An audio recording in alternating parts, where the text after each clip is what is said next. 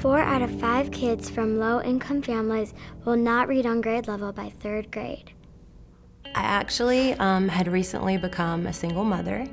My son was 1.5 years at the time, and I went looking for resources. I went looking for help. I wanted to be able to provide for my son, and I had to learn how to do it on my own. So when I found Early Head Start, it was a blessing because they offered free or low-priced childcare. And luckily for me, at the same time, I found the Women in Construction training program through Moore Community House as well. So it was kind of a double blessing at that time. I really got into it. I really wanted to learn those skills. So in the meantime, while I was finishing my education, I'd be able to go and work out on a crew, work building or rebuilding, or in some field construction related. Even if it was a flagger on the side of the road, I knew I would be able to make the money that I needed to start. My son's in Early Head Start now. He can count very high. He can count, he's 3, so he can count to 30 without stopping now, and he can count to 15 in Spanish. He has socially developed. His mannerism, the way that he reacts with people, the way that the teachers and the employees at Moore Community House care and interact with him.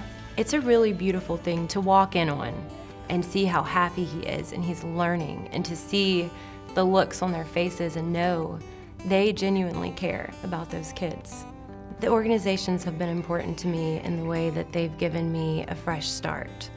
My life is completely taken a new direction. I've had a chance to take control back over my future, and I'm going to be able to provide a very bright future for myself and for my son by utilizing the resources they provided to me. They've given me those first steps. 1 out of 10 children will witness domestic abuse.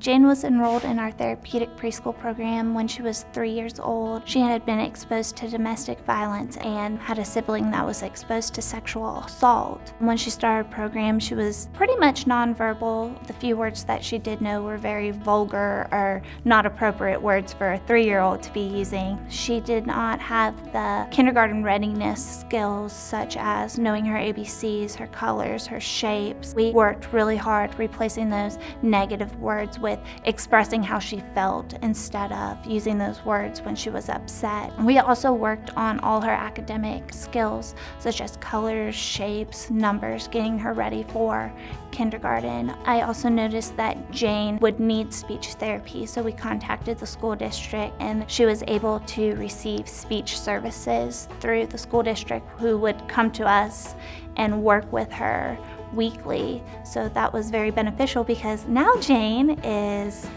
talking up a storm and she can express herself in a positive manner. It's mind-blowing. These children are amazing, and without the support of United Way, the program wouldn't be possible, and the children would not be able to reach their full potential and blossom and be able to grow into positive members of society.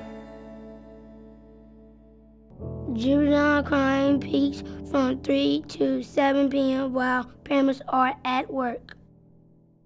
The Boys and Girls Club is truly a safe haven. Without an organization as such, we would have countless students who would be at home unsupervised, countless students who were not continuing to learn how to make good choices. I mean, the Boys and Girls Club is a well-rounded program, and they're not only taught to complete your homework, and we not only have tutors there, but we teach about abstinence, we teach about drug prevention, we teach about bullying and peer pressure, and really try and teach the students how to serve. When I think about my childhood and my mother being a single parent, when she was at work, it was the staff members and it was the volunteers who really made an impact in my life. So I want to make sure that I'm continuing to pass that on and instill the importance of service and giving back to others and those youth, as well as my own 2 sons. Boys and Girls Club is not a place, it is an organism. It has a heartbeat, and the blood that flows through our volunteers and through our staff members flows to our members.